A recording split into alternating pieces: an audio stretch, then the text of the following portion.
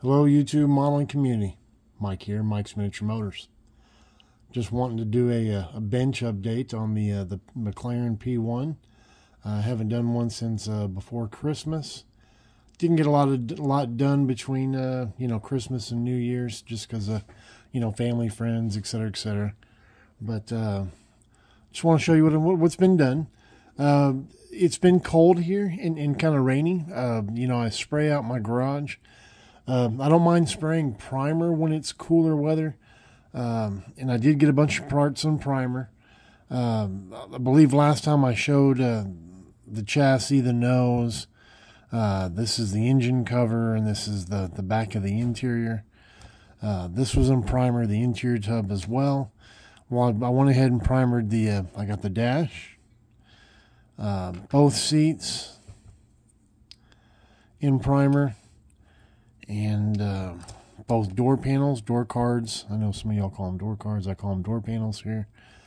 And then this is the top part of the center console. Center console starts in the middle of in between the seats, and then goes up all the way up to the dash, kind of curves up. Those are in primer. I did have a day that it was like 69, 70, 71. So it was in those areas, just kind of depending upon where you live here in San Antonio. And I did get gloss black, TS14, I believe, is Tamiya's color. That's why these are shinier than the seats and stuff. Got the chassis done so I can start the carbon fiber process, and the carbon fiber process has begun.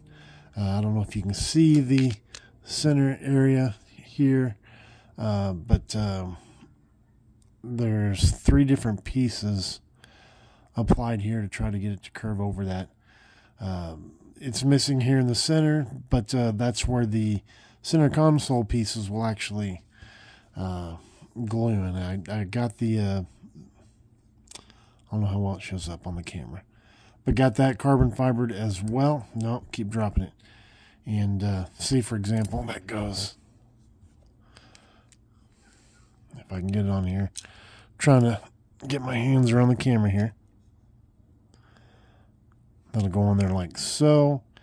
Needs to be detail painted with the buttons and stuff like that, but that's where that goes. And then there's the other one, carries up.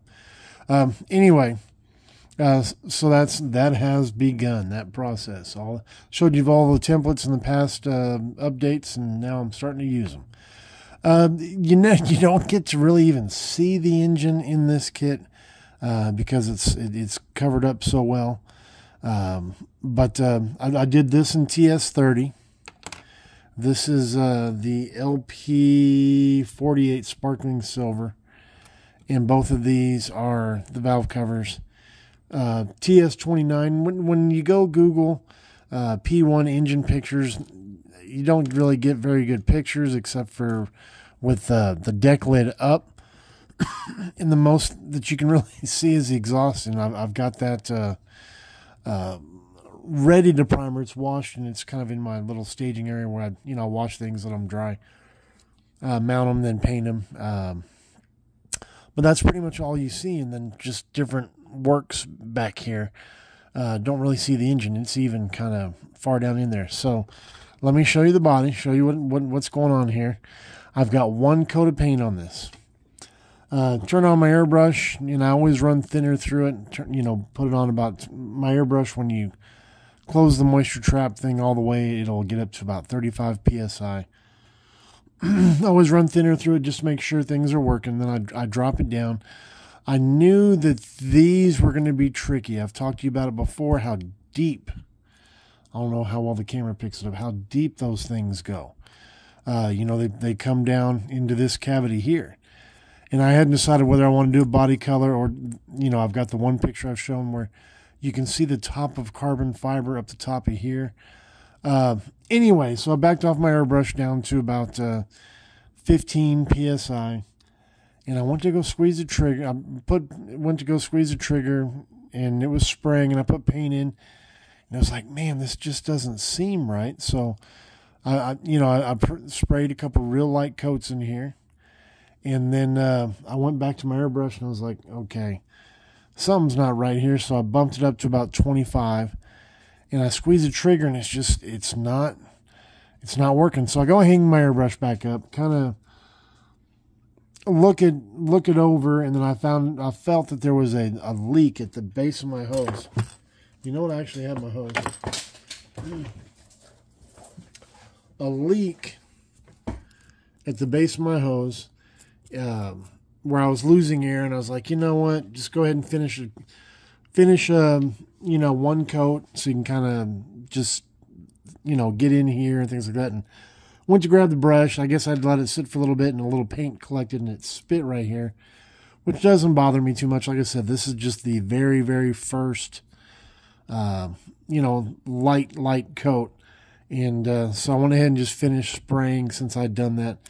And, you know, put a light coat of the House of Colors Zenith Gold over the entire car, just to kind of have a universal coverage and kind of have the process started. But what I'll do is I'll lightly sand it with probably 4,000, maybe 6,000. Probably 4,000, just being this early in it. And then, you know, start the process over again. I've got a new hose, and the hose that I bought, I didn't realize had a smaller end on it, which fits my Pache, but not my Iwata. And I really prefer my Iwata. I've used my Iwata for probably the last 20 years. It's just been my workhorse, been a great airbrush. I'm really, really accustomed to it, used to it. And so I told the wife, and she's going to order one off of Amazon next time she does Amazon stuff. So anyway, guys, I hope that kind of gives you a gist of where everything is. Kind of excited, got this started. This is going to be a long, slow process because there is a lot of carbon on this car.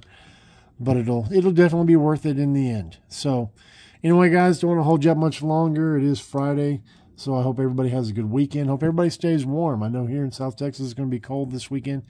Going to be even colder come Monday and Tuesday. There, like I said in past video, that it's going to be in the teens here, which is or that's what they're saying, which is unheard of down here. So anyway, guys, everybody take care. God bless. And we'll see you next Thursday for Throwback Thursday. All right, guys. Mike out. Bye-bye.